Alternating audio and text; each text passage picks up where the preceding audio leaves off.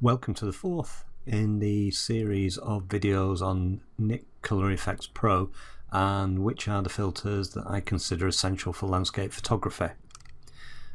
Previously I introduced you to this image and I made changes using Pro Contrast, the Skylight filter and tonal contrast. This time I'm going to explain a fourth filter that can really improve your landscape results, and that filter is the detail extractor.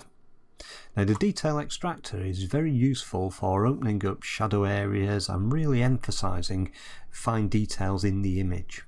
So let's have a look first off at the detail extractor, and you can immediately see that the image loses a lot of its contrast, but a lot of these details here in the rock are very much exaggerated now. So if I turn that off, you can see the difference, and it really opens up the shadows.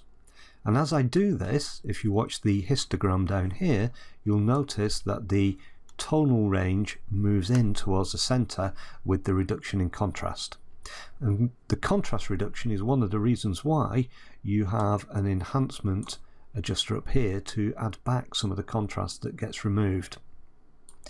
Now the detail extractor itself has the extraction control, where you can either increase the amount of detail to pull out of the image or reduce the detail. It won't go down any further than 0, so that puts it back to the default level. And we also have this contrast control, which can go negative as well.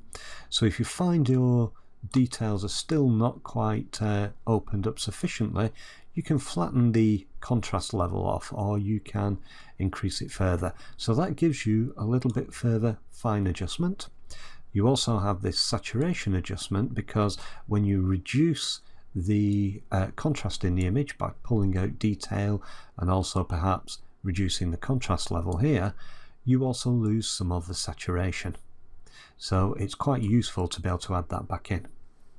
Now the other control we have here is the effect radius, and that can be fine, normal or large, and that really is how much the effect is around the edges in the images. So here you see the large radius spread of the adjustment, and if we go to fine, you can see there is a difference, probably most noticeable in the way that the histogram actually reacts to this. So again, let's just pull in some detail there. So there's fine, and then we go to normal or large, and you can see immediately the difference to the image, especially in the areas around here. Again, as with the other adjustment controls, you can use the control here to control how much the effect is applied to the shadows, and also here how much the effect is applied to the highlights. Now in this image case, we've actually moved away from the shadow areas and also from the highlight clipping already, so there's no need to actually control anything, and these don't have much of an effect. But had we actually got a lot of details that we're clipping, so here you can see the shadow areas are starting to clip, by pulling that up to the right you can actually remove that clipping. Now the other adjustment options that you've got on here, you may not have noticed this, but if you look over here to the right of the detail extractor, you see some little icons here. Now if you click on those, you actually open up a set of defaults of different levels, and you can click those to see which ones that you want to adjust. Maybe they are all pretty extreme, but they give you some idea of how the details can be utilized. So in this case, let's go for a fine detail, and we will reduce the detail extraction a little bit. We'll up the contrast quite considerably, maybe give it a bit more detail extraction, and we'll increase the saturation. And that's made a huge amount of emphasis on this rock here. So if I turn that off, you can see here how we've really opened the shadows, but at the same time we've actually added in detail into this mid-tone, which we may not want.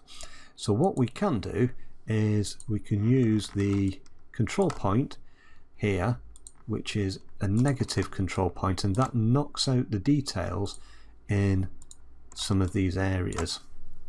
And if we just expand this control point further down, and here you can see where the